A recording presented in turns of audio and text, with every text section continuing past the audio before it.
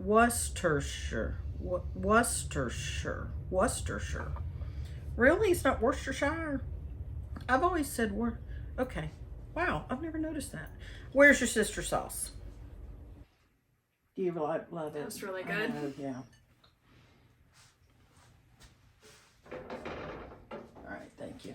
I'll take that. You take your spoon. I've got to take a picture of it. Do you want to eat it? Are you full? I'm full. That's fine. Thanks for doing that. You're welcome. Is it good though for real? Mm-hmm. Okay. Did you use turkey instead of sausage, or did you use sausage? I don't know. It was whatever was cooked in the freezer. So it could have been turkey, pork, sausage. Could have been. It tastes like turkey. It might have been. Hey y'all, Diligent Homemakers. How are you doing? I'm glad you're here.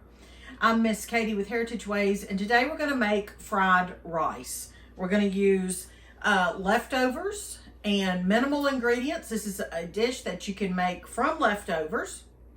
It's very versatile. If you need a recipe, I'm going to grab a pen and paper. I'm going to give you just the components and maybe some measurements you can write down, but I'll also have a printable version for you as well. You can use any types of meat, or you can leave the meat out, so it's economical. It's cheap to make. You can use leftovers. It's versatile. Let's jump right into how to make fried rice. You're going to love it. I'm glad you're here.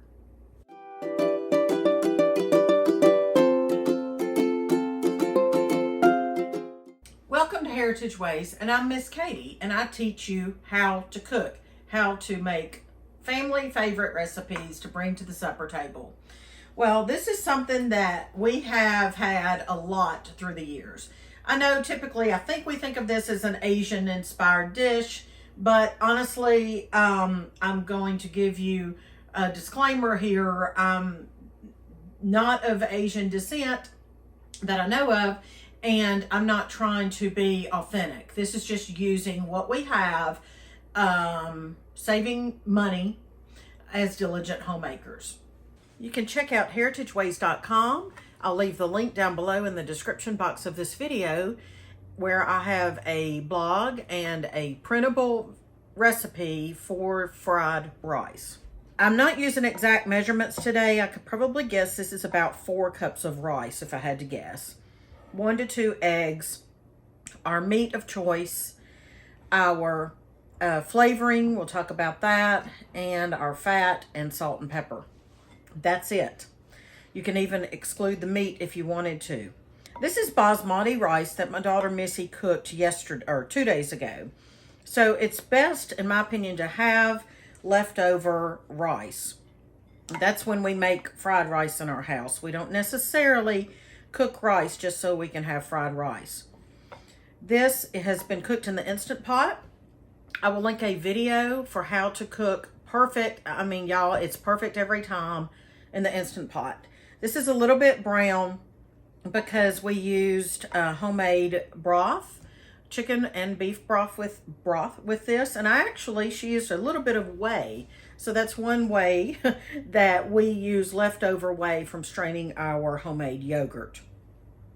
So we have about 4 or so cups of basmati rice. Basmati is very aromatic, and we love to use it. Then we have 2 farm fresh eggs, our own eggs. So I'm just gonna whisk those a little bit, just kind of beat those. You can use just 1 egg if you want, but we have plenty right now, so I'm using 2 for added protein. Next, let's talk about our meat. So for my family, if I were making this for supper, I would choose whatever leftover meat I have. This is a chicken breast that I purchased on markdown and at Gordon Food Service nearby, and it is absolutely delicious. We've already used some for snacks and sandwiches, and I could use that. I could cube that and use some of that if I wanted to, but instead, I decided to use this today. So this is labeled, it was in our freezer, meat, peppers, and onions, and I think it's also got some garlic in it, we can tell. Typically in our house, we are going to brown either venison, pork, or beef, or a combination. So that's what this is, I'm sure. I don't need to know which one of those or any combination because any of it is going to be fine in the fried rice. You could use ground turkey, ground chicken, whatever ground meat you would like to cook. Or, like I said, if you had some left over or if you batch cooked and had some of this in the freezer. This is what we keep in the freezer for topping pizzas and things like what we're doing today. All right, here are 3 options for flavorings, and honestly, it doesn't matter. I don't use all 3. I choose one or the other. This is liquid aminos, Bragg's liquid aminos, and it's very healthy for us. It's very good. It says it's a soy sauce alternative. So if you want to stay away from soy, which is delicious in our opinion as well, but there are health reasons to stay away from it, then you can go with the liquid aminos. You can typically find this in most stores. You might not have seen it because you haven't looked for it, but you can typically find this in, say, like a Kroger or a store like that. Then, where's your sister sauce? You can use that as well, but I typically don't use that for fried rice, but you could if you wanted to.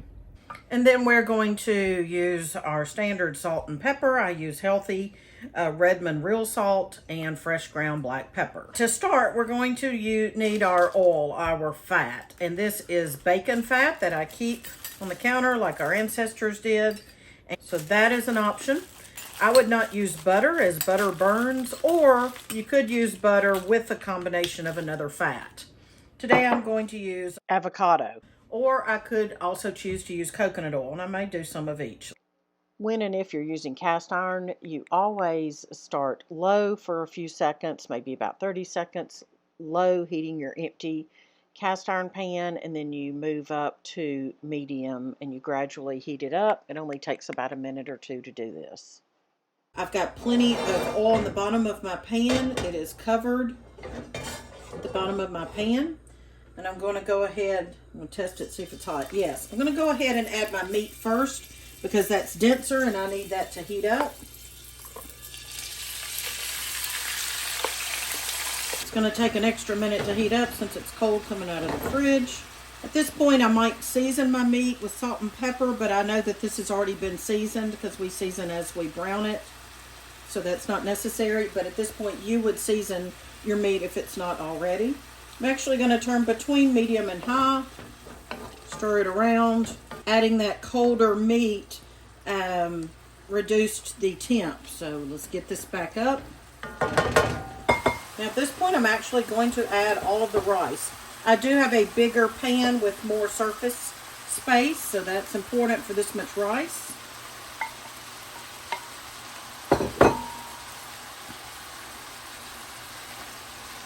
Stir it around there.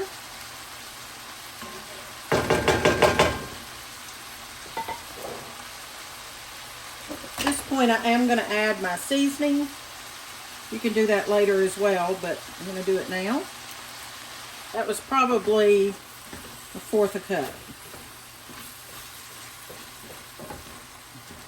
Just going to stir everything around, and it's just about done. We're going to take our final step here in a second.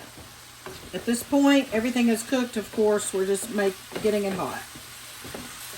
Okay, I'm going to turn it down to medium, maybe like 1 dot below medium. I do have a gas stove, and that makes a difference, so you'll need to adjust if you have an electric stove, or if you're doing this over a fire, which is possible as well. You can make this on a campfire, or if you live off grid. So when it's all heated through, I'm going to make a well in the middle. I'm going to put my scramble or my beaten eggs just like that.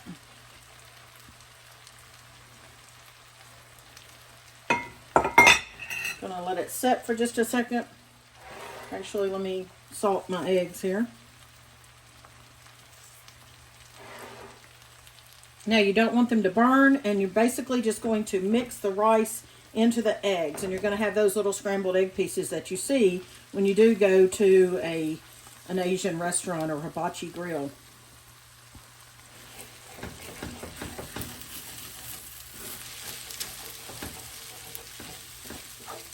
Now, because I'm using cast iron and it retains heat, I'm going to be turning this off before I think the eggs are done. So that would be right about now. If you're not using cast iron, you don't want to turn it off yet.